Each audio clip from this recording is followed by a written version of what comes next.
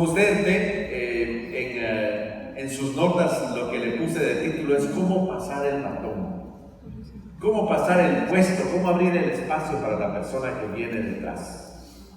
Y quizás uno se está preguntando, bueno, ¿no será demasiado prematuro hablar acerca de la transición de liderazgo?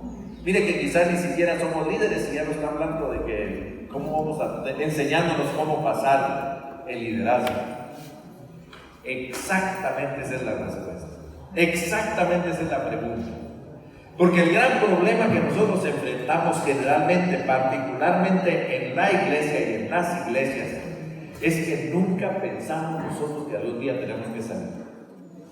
Y cuando nos llega este momento, nos damos cuenta que es demasiado tarde para preparar esa plataforma para llevar adelante el proceso. Creo que hablar de la transición de liderazgo es una urgencia para aquellos que están aspirando al liderazgo en las diferentes áreas en las que están. Y creo que es imprescindible que ustedes pongan atención a esos detalles y sobre todo que en los pasajes que quiero compartirles descubramos esa esencia de la transición de liderazgo. Cuando nosotros entramos a una iglesia, y creo que cuando compartíamos en la mesa de la comida con los otros pastores, pues hablamos que en algún momento de la vida nosotros entramos a una iglesia y estábamos seguros que nos iban a sacar de ahí con los pies para adelante. No sé si esto les da la imagen de lo que se refiere. Pero creo que cada uno de nosotros llegamos a un momento y decimos, este es el lugar. Este es el lugar donde el Señor quiere que yo desarrolle mi ministerio. Y nosotros comenzamos a anticipar y lo único que vemos es un desarrollo sostenido de lo que vamos a hacer en este momento. Pero de pronto al Señor se le ocurre cambiarnos la gente.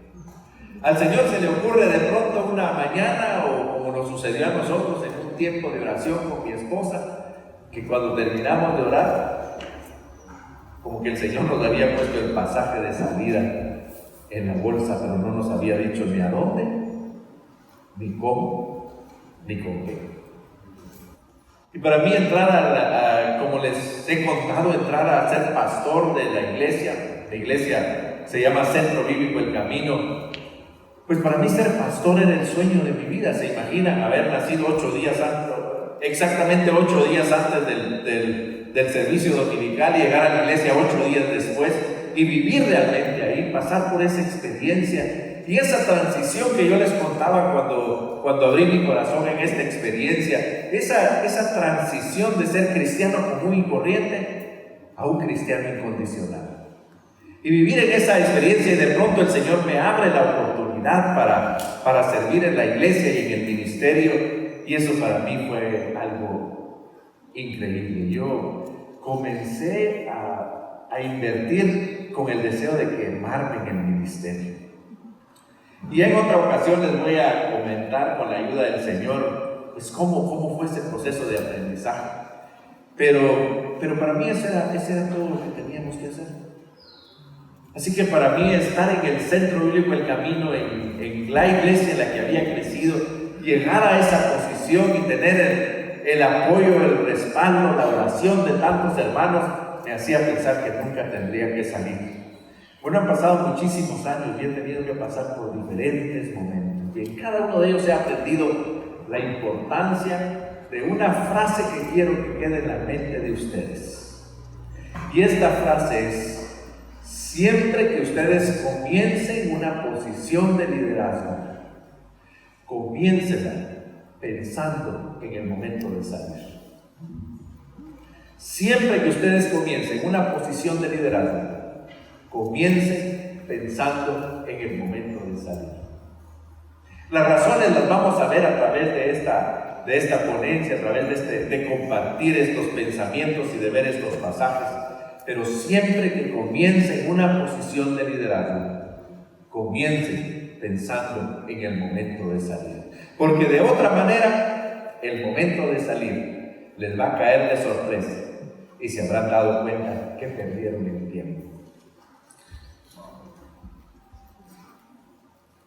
La primera cosa que tenemos que hacer es ver esa claridad, y podríamos decir esa realidad de la transición de liderazgo. Como dice aquí, el liderazgo es ese momento, esa transición, es dar claridad y confianza en un proceso llano para poder ver a los que vienen detrás, que puedan descubrir la continuidad del liderazgo. Yo creo que si puedo describirlo desde una perspectiva tanto bíblica como administrativa, el concepto de la transición de liderazgo es esa lucha que nosotros tenemos, esa lucha de la continuidad del ministerio, pero la descontinuidad del ministro. La única organización, la iglesia, el Señor Jesucristo dijo que ni siquiera las puertas del Hades iban a poder detener. Así que la iglesia es una línea continua que ha atravesado ya todos estos siglos y continuará hasta la venida de Jesucristo. Pero los líderes que ha tenido la iglesia entran y salen, entran y salen. Y este proceso de descontinuidad nos hace a nosotros tomar responsabilidad de la transición, porque el único líder que no tiene una fecha de caducidad en la iglesia es el Señor Jesucristo. El único líder que no tiene fecha de caducidad es Él. Así que cada uno de nosotros, ¿cómo la tenemos? Tenemos que pensar en qué manera nosotros vamos a enfrentar esto, a batallar con esta lucha de encontrar el equilibrio entre la continuidad del ministerio y la descontinuidad de los ministros que están ahí al frente.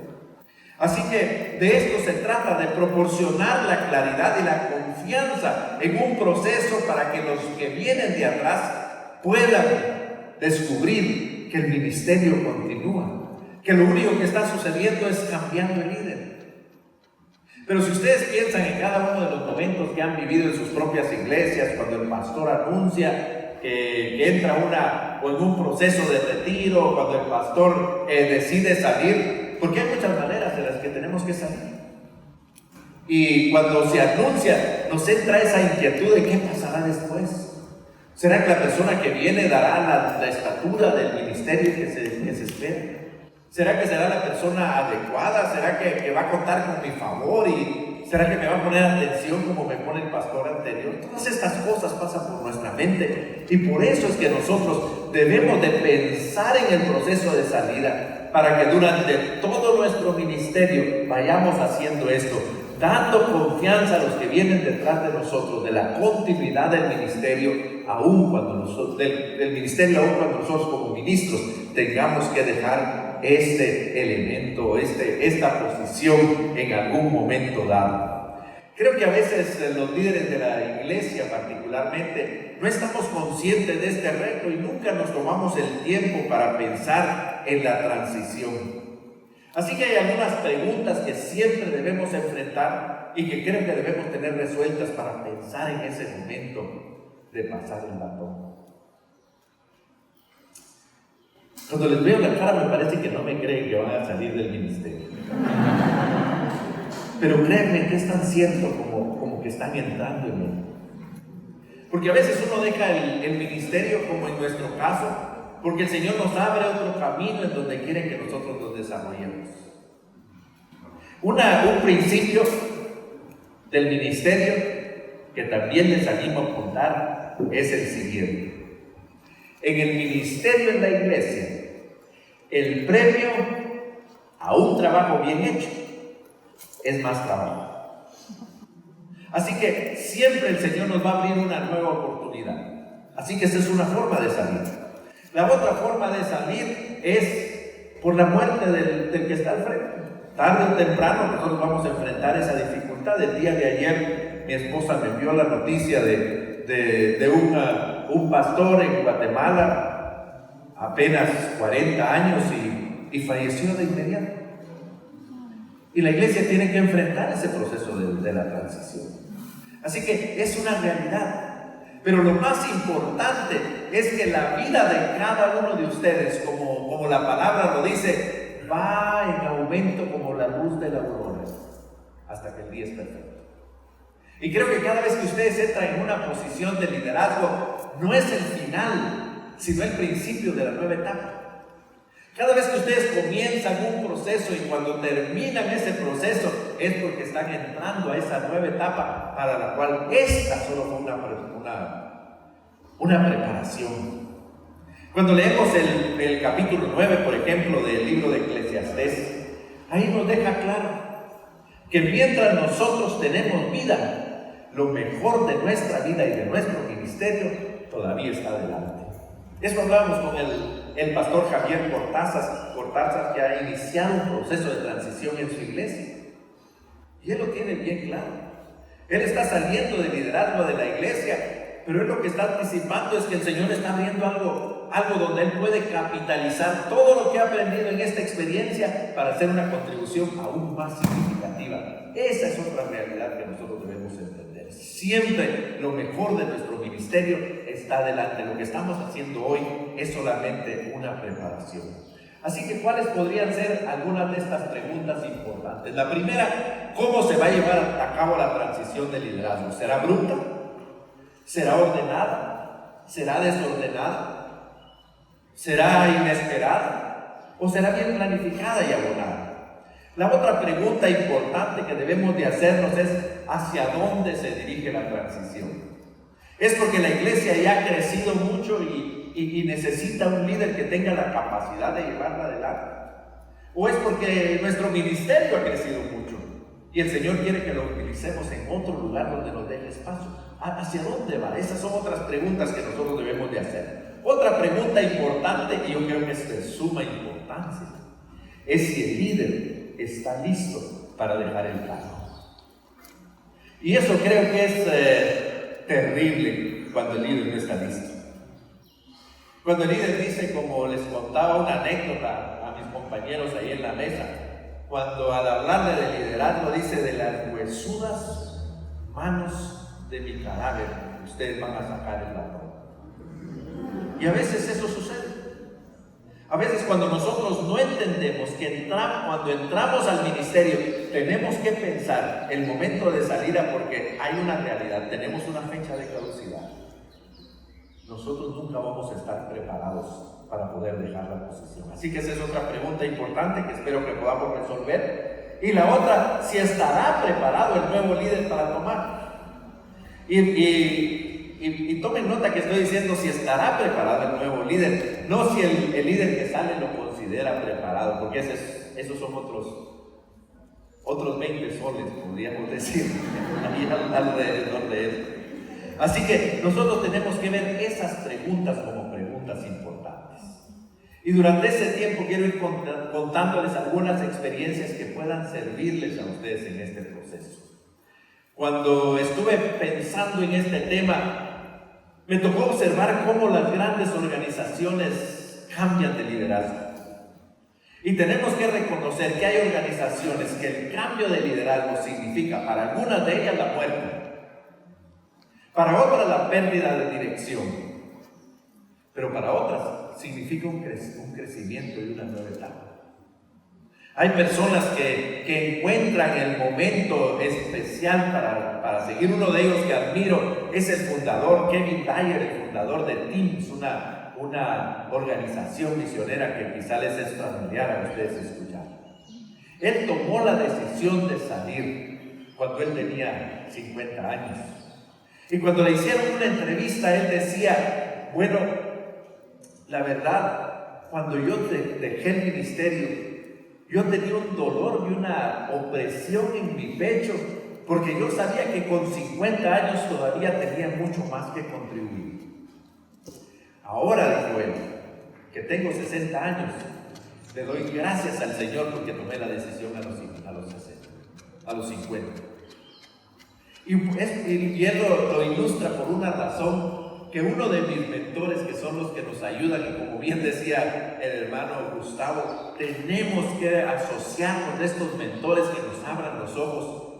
Recuerdo cuando entré al ministerio, uno de mis mentores, uno de mis pastores que me ha seguido en esa trayectoria y que me ha ayudado en muchas formas.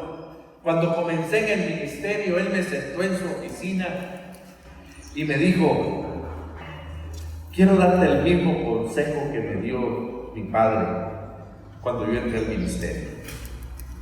Así que yo abrí una hoja de papel, listo para escribir, y él me dijo lo siguiente.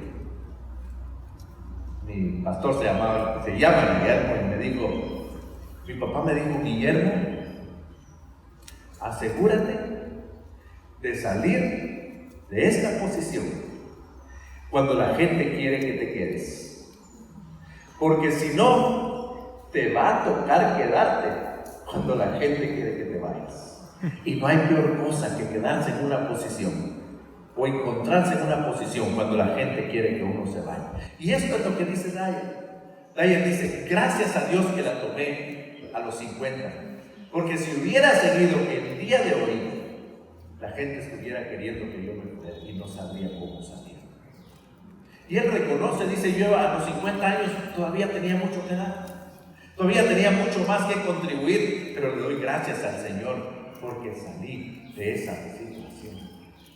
Cuando nosotros vemos la transición de liderazgo, también creo que debemos entender que a veces lo tomamos de maneras diferentes. Para algunas personas la transición, por ejemplo, y yo voy a referirme a esto muchas veces porque he estado siguiendo su trayectoria. Como les decía, Javier es el primer pastor que me abrió las puertas de su iglesia para predicar en la Alianza Cristiana y Misionera, y a través de los diferentes lugares nos encontramos en muchos eventos internacionales, y siempre que conversamos pues me da la oportunidad de actualizar eso y al ver esta transición de liderazgo que él está llevando, pues lo voy a utilizar de ejemplo. Así que, Javier, perdón, voy a utilizar a tu papá de ejemplo por muchas veces porque me admira eso. Y cuando estaba conversando con él, me dijo: mira, creo que me dijo en el año 2019, yo anuncié que iba a salir. Y eso es justamente una actitud de pensar: tengo la oportunidad de salir y salir bien. Tengo la oportunidad de salir, y estoy seguro que en esta iglesia el hermano Javier recibe personas que lo van a visitar, o llamadas telefónicas, o tarjetitas, o mensajes muy emocionados en el email que dicen: hermano Javier, no deje la iglesia, mire, usted ha sido una contribución tan importante, y esto vamos a estar viendo cada vez que estamos en esta transición. Y eso hace que a veces tengamos diferentes actitudes. Hay 4 tipologías que he identificado en la forma como nosotros salimos de una posición de liderazgo. La primera de ellas es como monarca. El monarca es el que les conté, que le sacan el batón de las huesudas manos de su cadáver. Un monarca es el que nunca sale. La única razón por la que sale, o las únicas 2 razones por las que salen, es o porque se muere o porque le hacen una rebelión interna. Pero nunca sale de una posición de liderazgo. Y hay monarcas. Y sin duda de la mente de ustedes vienen algunos que quizás están en esta tipología, que los vemos que no se aferran, ahí como decimos, se aferran al púlpito, o se aferran a la posición, o se aferran a ese ministerio, y no lo logramos ver hasta que algo sucede. Alguna de estas 2 razones nos hace salir. El segundo de ellos es el general. Y el general es el que sale, pero no sale, porque sale a regañadientes. Y así como esta tipología lo dice bien con el nombre, en el momento en el que ellos salen, comienzan a fraguar cómo volver otra vez a retomar esa posición. Y ahí los vemos que está fluyendo ahí un grupo de incondicionales que va siendo cada vez más grande, que están alrededor del general, diciendo que el general debe volver porque él es la esperanza para esta organización. Así que es la segunda tipología. El general es aquel que sale, pero no sale, porque se queda fraguando la forma de desestabilizar al líder para que él pueda otra vez volver a tomar esta posición. Es algo que no nos gustaría ver en la iglesia, pero déjenme decirles que a veces sucede. La tercera tipología es la del embajador. Y el embajador es aquel que deja la posición, pero se queda disponible como un consejero, tiene una relación activa y podríamos decir cercana, y hasta creo que podría en esta tipología decir que es una relación saludable. Es aquel que se queda como consejero disponible para cuando le piden apoyo, cuando el nuevo líder le pide ayuda, porque el nuevo líder no puede hacerlo sin tener un embajador detrás de él, sin que el líder anterior le pueda acompañar en este proceso y respaldarlo para poder cumplir esa tarea. Así que esta para mí es la mejor tipología, porque nosotros no solamente vemos salir al líder de una manera saludable, sino continuamos contando con el líder para esos momentos en los que él puede darnos una luz, un consejo, una palabra, una recomendación que nos cambia la vida y nos abre la oportunidad de encontrar respuesta a un problema que enfrentamos. Y el último de ellos es el que podríamos llamar el gobernador. Y el gobernador es aquel que deja el cargo y se va y ya no volvemos a saber de él. ¿Sí? ¿Por qué? Porque quizá tiene otro mejor cargo o por cualquier otra cosa, pero él termina su tiempo o llega el momento de su transición y él sale y ya no sabemos de él. ¿Cómo quién le gustaría salir a usted? Como monarca. Porque el monarca en realidad nunca sale. En esta tipología ese es el truco, podríamos decir. Eso es lo que vemos ahí entre líneas. El monarca en realidad nunca sale. ¿Por qué no sale? Por una sencilla razón, porque no quiere salir. Porque él cree que él es la última Coca-Cola del desierto. Porque él cree que esta iglesia no va a llegar a hacer nada si él sale de la iglesia. Porque él cree que todo lo que la iglesia ha logrado, lo ha logrado por su liderazgo. Entonces, para él, dejar esa posición es poner a la iglesia o al ministerio en riesgo y decide no hacerlo de esta manera. Así que esa es la tipología de aquel. ¿O quieren salir como el general? Que la gente termine odiándonos. Porque nosotros estamos constantemente buscándole tres pies al gato. Y tratando de demostrar que el peor error que la iglesia aprendió es el de sacarnos de la posición de ministerio. Así que ahí tienen ustedes las 4 tipologías que nosotros podemos encontrar. Y la gran pregunta es, ¿qué es lo que hace que algunos salgan como monarcas, que otros salgan como embajadores o que otros salgan como generales o como gobernadores? Y hay 2 elementos que nosotros debemos de ver en el proceso de la transición de liderazgo con los que ustedes deberán lidiar desde el momento en que toman una posición. Y esto podríamos decir, el primero de estos elementos le vamos a llamar la estatura heroica. La estatura heroica es cuando nosotros comenzamos a pensar que nuestra estatura encaja perfectamente en la posición que tenemos. Cuando se comienza a crear en el proceso de desarrollo, podríamos decir una simbiosis. Y la simbiosis es cuando el puesto y yo somos uno. Era como el título de una canción, ¿no? El puesto y yo somos uno. Comienzan a ponerse ahí, así que yo no puedo pensar en este puesto sin mí al frente de él. Esa es la estatura heroica, cuando en esa forma creemos nosotros que la iglesia o el ministerio han llegado a hacer lo que son por causa de mi estatura heroica, es decir, por las cosas que yo he hecho o por las cosas que yo debería de hacer. Esto es exactamente lo que el Señor Jesucristo les advirtió a los discípulos cuando les dijo: pero entre ustedes no será así. Entre ustedes el que quiera hacerse grande debe de ser nuestro servidor. Lo que el Señor nos aclaró es que la posición, el liderazgo y el avance en el ministerio no depende de lo que yo soy o de lo que yo hice, sino de la gracia del Señor, como nos dejó escrito el apóstol Pablo, por esa misericordia de vernos a nosotros por fieles para entrar en el ministerio. Así que la primera cosa que nos juega en contra, podríamos decir, es esa estatura del héroe, esa estatura heroica en donde nosotros comenzamos a sentir, y cuando nosotros comenzamos a ver lo que podemos perder, voy a perder una posición, voy a perder el respeto. Miren, eso es algo muy fuerte. Cuando el Señor me permitió estar en el movimiento Comiván, primero 3 años como director ejecutivo y luego de eso estuve 7 años como presidente de Comiván, 10 años en total. Y pues, si me permiten exagerar un poco solo para ilustrar, aunque no está muy lejos de la realidad, pues en aquel momento nosotros estamos construyendo un movimiento misionero nacional y uno se acostumbra a ese tratamiento. Uno se acostumbra a que vaya un grupo de personas a recibirlo al aeropuerto. Uno se acostumbra a que los hermanos le digan, mire, los hermanos quieren comer con usted, así que tiene desayuno con fulano, almuerzo con mengano, cena con perencejo. Hermano, mire, ¿de dónde se quisiera quedar? Fíjese que el hermano tal vive en un cerrito, tiene una casa muy bonita, pero el otro está abajo, pero tiene piscina. ¿Dónde le gustaría quedarse? Ay, hermano, ¿cómo se acostumbra uno a eso?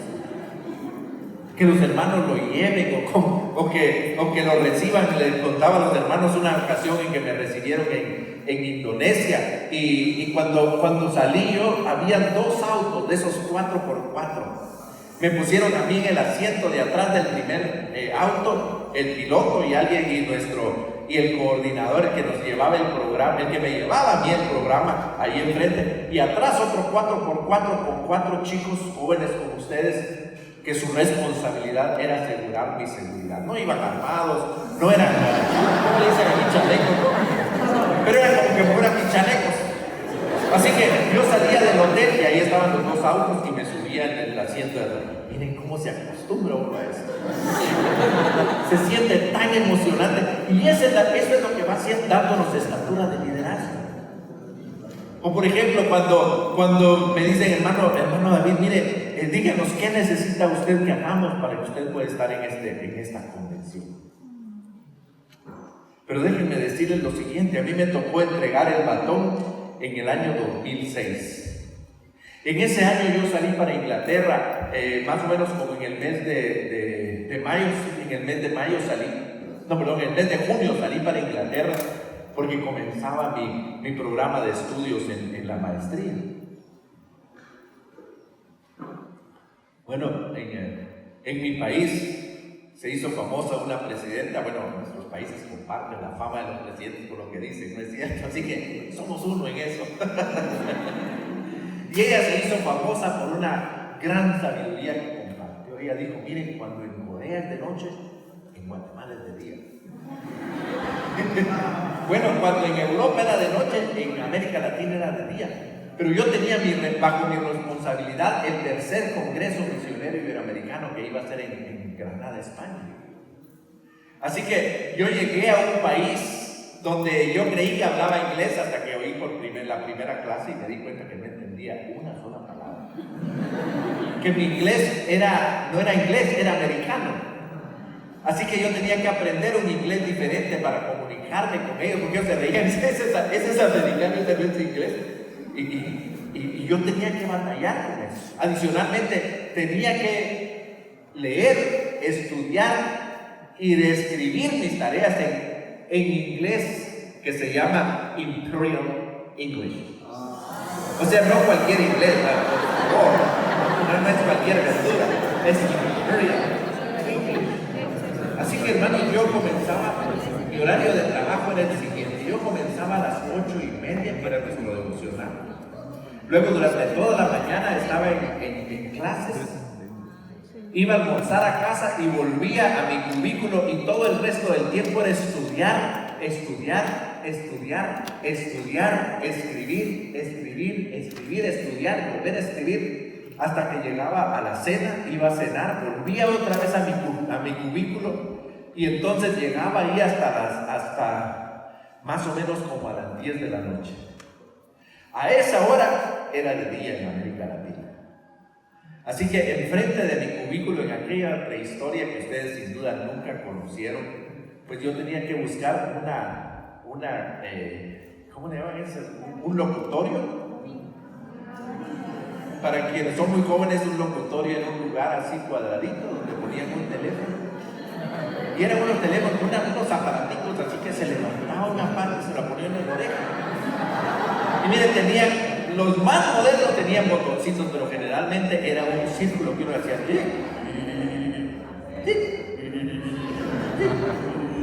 Pues tenía que ir al locutorio y comenzar a hacer las llamadas para seguir coordinando el ministerio.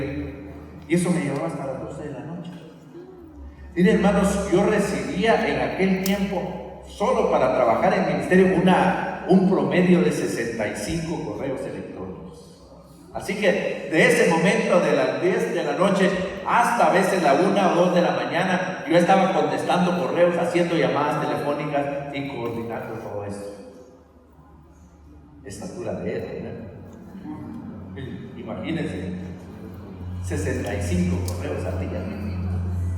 Era la persona más popular en el movimiento y yo tenía que dar las respuestas finales de todo lo que hacía. Pero ¿saben qué pasó? Y esta es la realidad.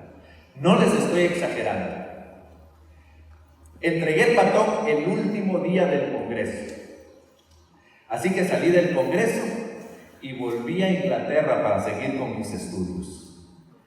A partir de esa noche, literalmente, yo había desaparecido de todos los directorios de mis amigos. No volví a recibir un solo correo electrónico. Miren, ustedes no saben lo que es eso, o quizás sí lo saben, pero miren, es de lo más doloroso. Abrir la computadora y ver que nadie me había escrito. Y miren, uno entra en pánico y comienza a presionar donde está donde está la cartita, ¿no? A presionar a ver si algo pasó. Luego a revisar si hay buena conexión, si está conectado al módem y no entra ninguno. Y miren, era tal que mis hijos hicieron una broma y me dijeron: papi, te vamos a inscribir a esos directorios donde mandan cosas ahí, anuncios, para que por lo menos recibas algo, porque no recibía nada. Hermanos, la estatura del líder es eso. Uno cree que es la persona más importante hasta que sale de la posición. Ahí se da cuenta que el puesto era importante, pero no la persona. La segunda cosa, el segundo elemento que nos hace eso, es la misión heroica. La primera es la estatura heroica y la segunda la misión heroica.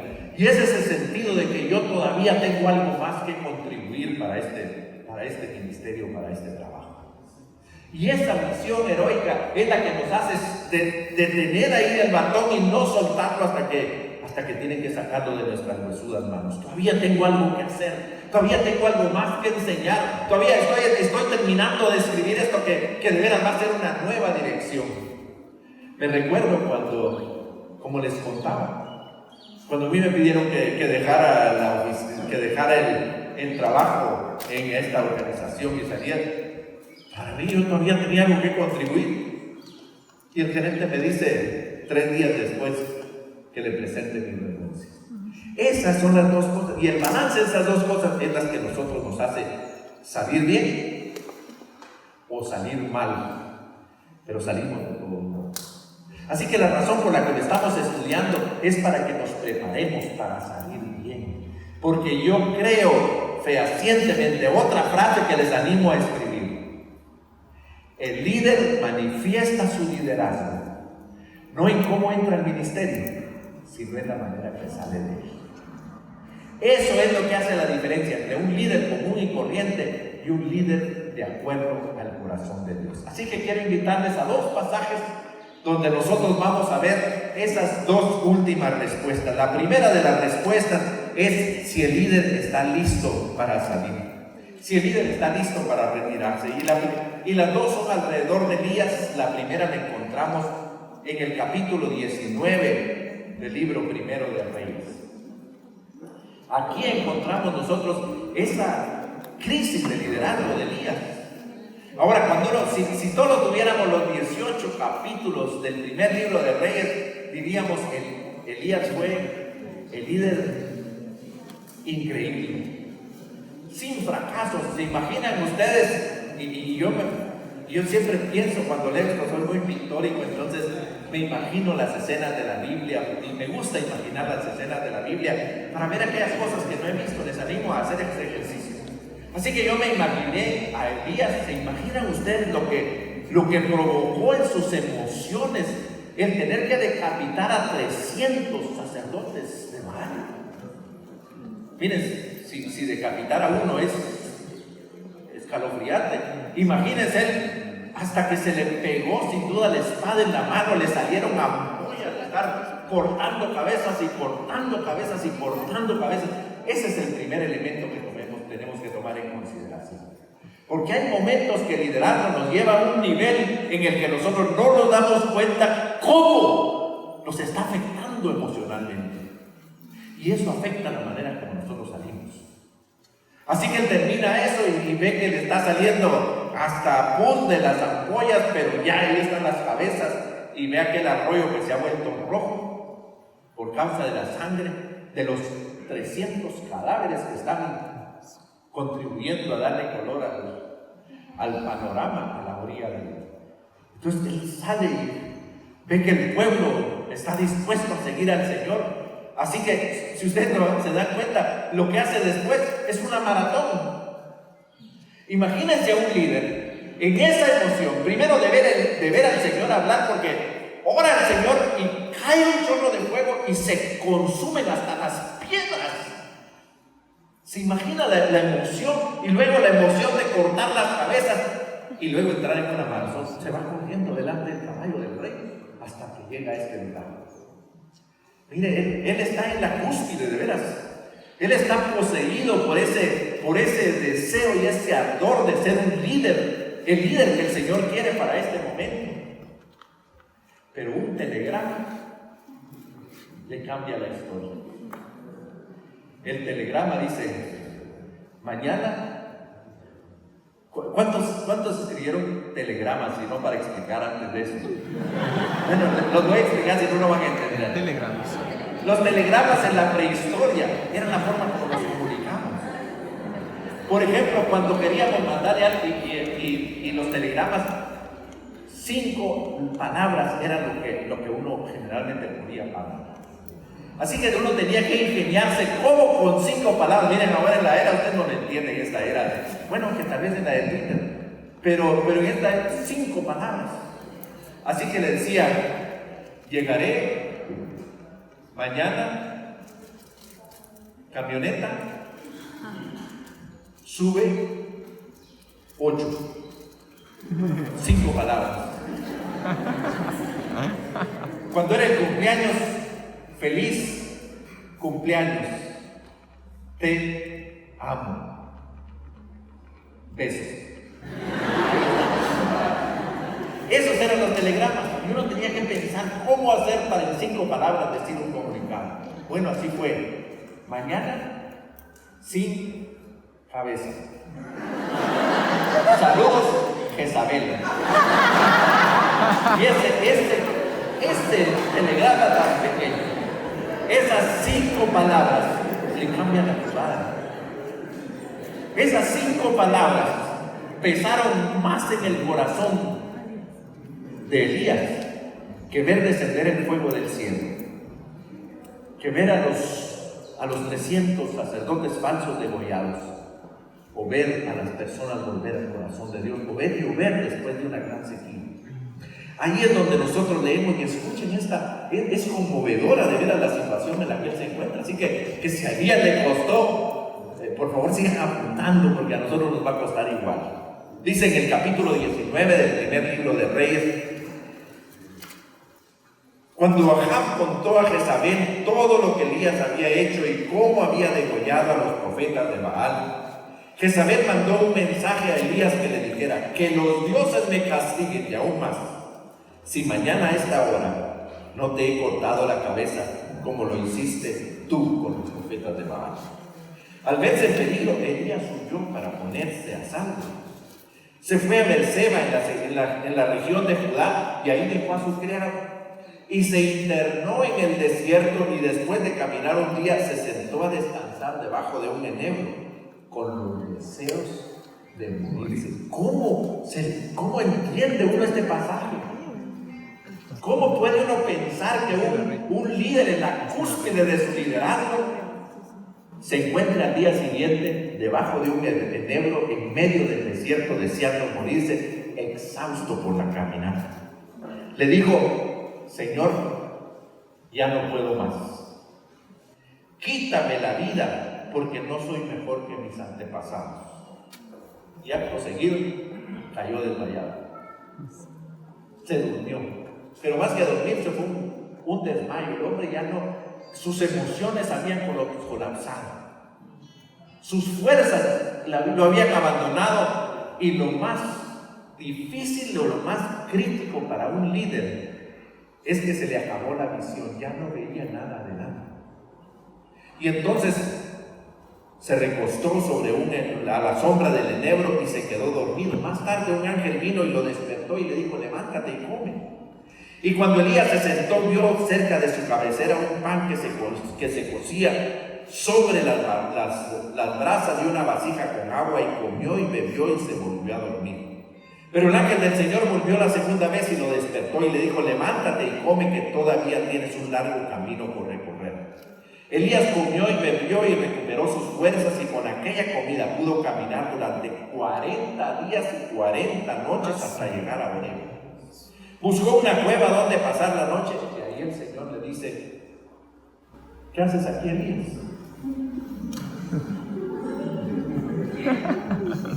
¿Se imagina la escena? Ha caminado 40 días y 40 noches, y cuando yo le dice: ¿qué haces aquí? ¿Quién te dijo que vivieras? Miren, este es un momento crítico en lo que nosotros vemos a un Elías que no está listo para dejar la posición.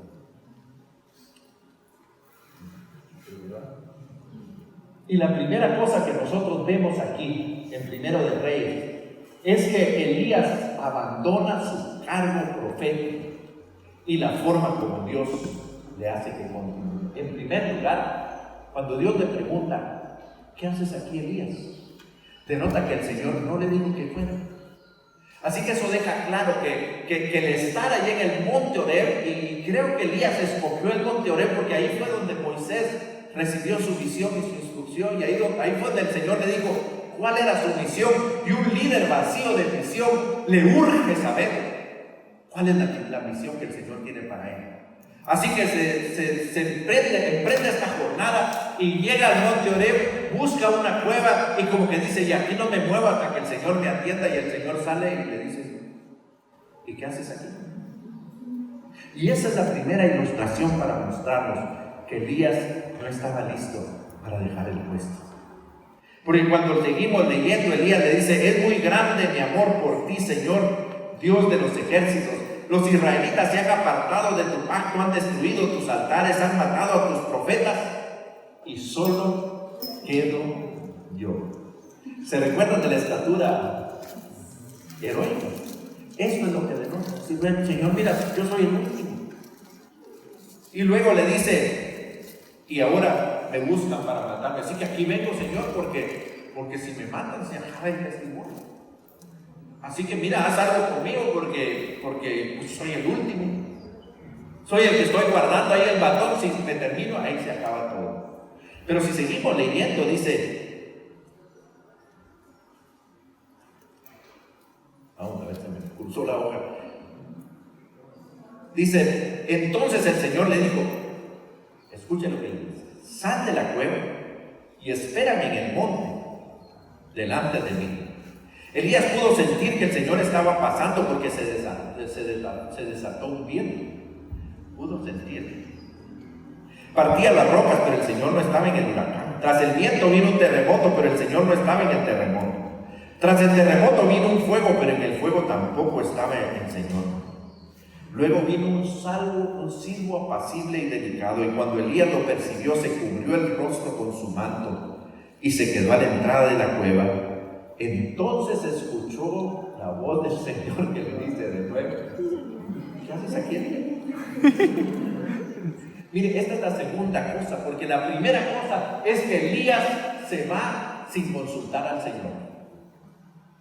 La segunda razón que nos pone la evidencia de que Elías no estaba listo es que Elías llega a este lugar. El Señor le dice: sal de la cueva y espérame en el monte. Y Elías no sale de la cueva. La palabra deja claro establecido que él escucha el silbo, que él siente el terremoto, pero no lo ve. Porque él decide quedarse en la cueva porque se le han acabado las fuerzas, se le ha acabado la visión y ya no quiere saber acerca de esto. Así que su desaliento es lo que evidencia, es que él está saliendo como un monarca. Él muestra aquí que Elías está saliendo de esta posición pensando en que su estatura heroica está siendo amenazada. Pero el Señor no lo deja ir. Y lo que vemos a continuación es que luego de esto, el Señor le dice: bueno, entonces ahora regresa por donde viniste. Wow, eso duele. Miren todo lo que pasó. Y el Señor le dice: ¿qué haces aquí? Él sale otra vez con el rollo y le dice: Señor, mira, todos te han abandonado. Mira, Señor, yo soy el único que queda. Y Jezabel me está buscando para matarme. Y el Señor le contesta: regresa por donde veniste.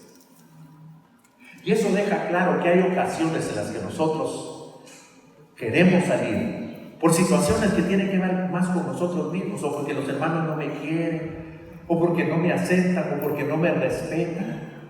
Nunca me han agradecido lo que hago, así que voy a dejar esto y voy a buscar otra iglesia donde los hermanos sean más agradecidos.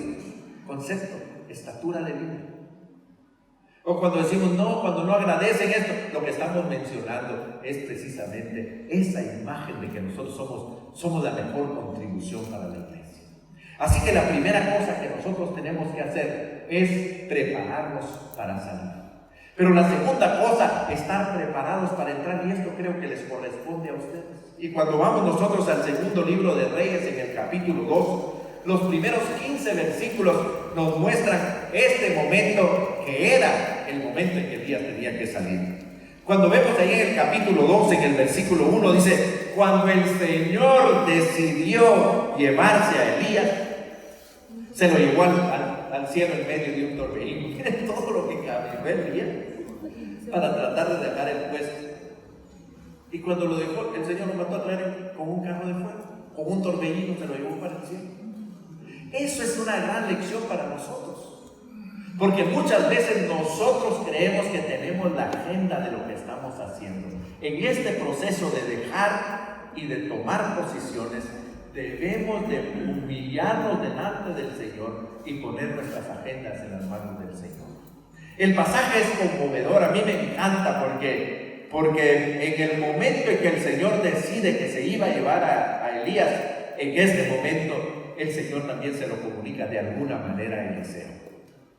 Pero por un lado vemos que Elías ya está listo para dejarlo y Eliseo está listo para tomarlo.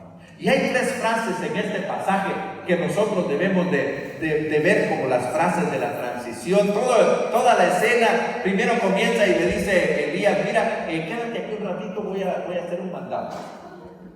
Voy a hacer una tarea por ahí. Lo que quiere hacer, cada vez que se lo dice, quiere sacudirse a Eliseo porque no quiere que Eliseo sea testigo de este momento que ha sido tan doloroso para él. Pero estas tres frases nos ayudan a nosotros a estar preparados para asumir el liderazgo. La primera de estas frases es: no te dejaré. Cuando él dice quédate aquí, él dice: el Señor así me haga y aún me haga. O sea, que el Señor me haga esto y más, yo no te voy a dejar.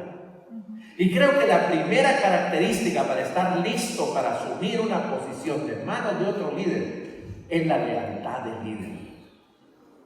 La lealtad que nosotros tenemos a aquel que está dejando el batón. Nosotros no como generales tenemos que estar, no debemos de estar confabulando para que él se vaya, para que entonces me deje la posición.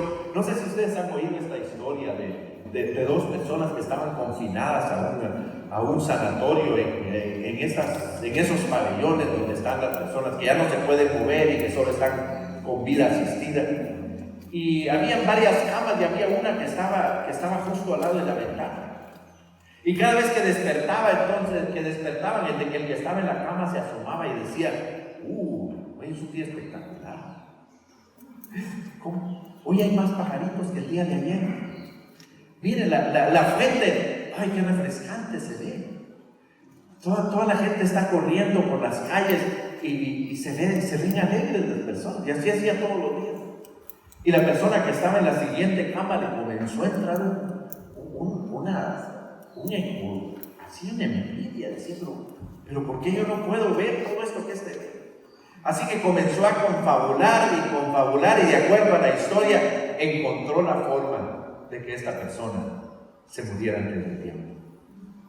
Entonces, como era tradición, se llevaron el cadáver, lo movieron a él a la cama al lado de la ventana, así que comienza el siguiente día y él asoma la cara a la ventana y lo que ve es un paredón.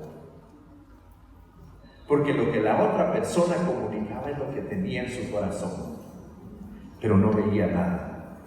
Y eso es lo que a veces nos sucede. A veces nosotros vemos al líder y lo vemos, no es que todo miren cómo lo quiere, yo quisiera eso, comenzamos a confabular. Aquí lo que muestra es que el primer paso, la primera característica, la primera evidencia de que estamos listos para asumir esa posición a la que ustedes van a llegar, es la lealtad al que está en esa posición antes que a nosotros. Elías sigue su trayecto, Eliseo sigue detrás de él, y cada vez que va a un lugar, ahí los profetas le dicen, mira, ya sabes que le toca, sí. Ya me dijeron. Y entonces llegan al segundo lugar, y la segunda frase es cuando finalmente atraviesan el Jordán, y Elías sabe que ha llegado el momento, y le dice, pídeme lo que quieras, y te lo concederé a ti que te vaya. Y él le dice, dame una doble porción de tu espíritu. Y muchas veces pensamos nosotros en esta frase, ¿qué significa? A veces decimos, bueno, que aborazado, él quería ser mejor que Elías. No, lo que esto significa es que él quería que cuando Elías se fuera, la gente pudiera reconocer que el proceso de transición había sido saludable y que él contaba con la aprobación, que él verdaderamente de una manera suave y tranquila había recibido el batón de mano de Elías. Lo que significa esto es ser reconocido como el verdadero sucesor. Y la imagen es fabulosa, porque si ustedes se dan cuenta, los 50 profetas vienen detrás de ellos hacia la distancia y van caminando. Y cuando llegan al Jordán se detienen a ver qué hace Elías. Elías saca su manto, golpea el río se abre y ellos cruzan. Y entonces se quedan y dicen, aquí es el momento.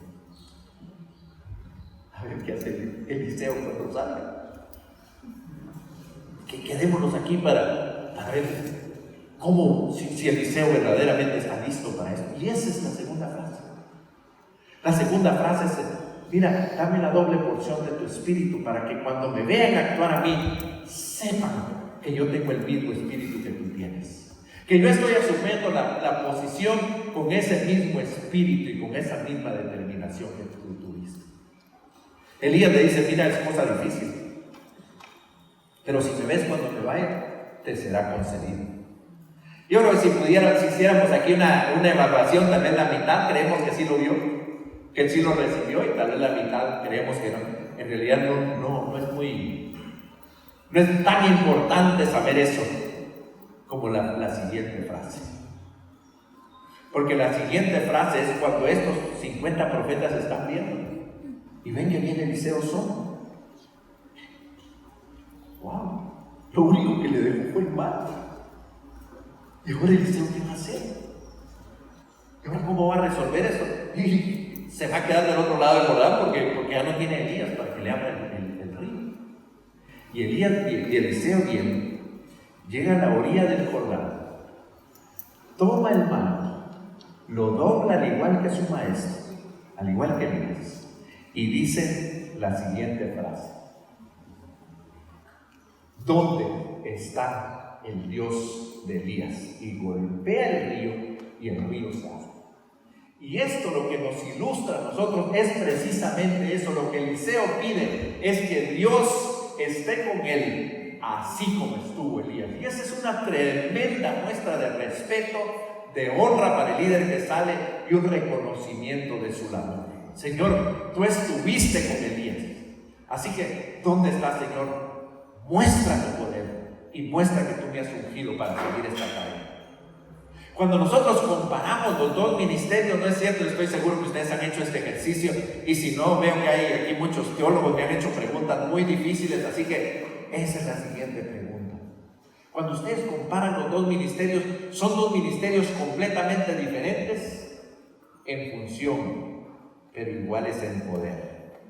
Eliseo fue llamado para hacer su ministerio en las grandes esferas, podríamos decir. El ministerio de Elías es un ministerio global. Podríamos decir que el ministerio de Eliseo es un ministerio más artesanal, más del pueblo. Él resuelve problemas como una viuda que no tiene para pagar o un hacha que se queda perdida en el agua, pero es el mismo poder el que tiene. Y estas son las tres características que nosotros tenemos que tener. Así que cuando vemos nosotros, en resumen, estar preparados para el liderazgo, estar preparados para asumir el liderazgo, depende en primer lugar de una clara visión de quiénes somos delante de Dios. Cuando nosotros quitamos a Dios de la escena, nosotros terminamos pensando que somos la última Coca-Cola del desierto, y sin duda que vamos a echar a perder no solamente nuestro ministerio, sino esa posición en la cual nosotros hemos estado. La segunda es esa actitud de respeto para el líder anterior, y ese respeto que se debe mostrar en toda la trayectoria, donde aunque con nosotros creamos en algún momento, cuando se nos atraviesan esas ideas que nosotros podríamos tener una mejor manera de hacer las cosas, respeto es lo que nosotros le debemos a aquellas personas que están enfrente. Cuando nosotros hablamos en términos evangélicos, lo que nosotros decimos es sumisión al líder. Aquí en esta lo están poniendo al revés. Es el respeto que yo le debo, la segunda característica. La tercera característica es pedirle al Señor que el Señor clarifique cuál es el ministerio que nos va a dar y que esté con nosotros en medio de esto. La peor cosa que podemos hacer, y esto nos sucede muchas veces y lo vemos en muchas ocasiones, encontramos a alguien que idolatra a un líder, hasta aprende cómo habla, cómo predica, los gestos que hace, o hasta cómo se peina, la ropa que tiene. Yo no sé si a ustedes les pasó, pero cuando Marcos Witt estaba en lo más alto de su ministerio de alabanza, uno encontraba gente alabando al frente de un grupo de alabanza, con los mismos lentes, con el mismo peinado, con el mismo tipo de... Porque a veces pensamos nosotros que de esta manera vamos a tener la unción. Pero la unción viene cuando nosotros respetamos esas 4 lecciones. La tercera de estas lecciones, como decía entonces, es pedirle al Señor que nos aclare el ministerio. Y en cuarto lugar, asumir la responsabilidad de la dependencia de Dios para que su Espíritu esté sobre nosotros. Tarde o temprano vamos a enfrentar esa experiencia de la transición. Pero cada transición es una experiencia. Y cada experiencia de transición nos fortalece para el futuro.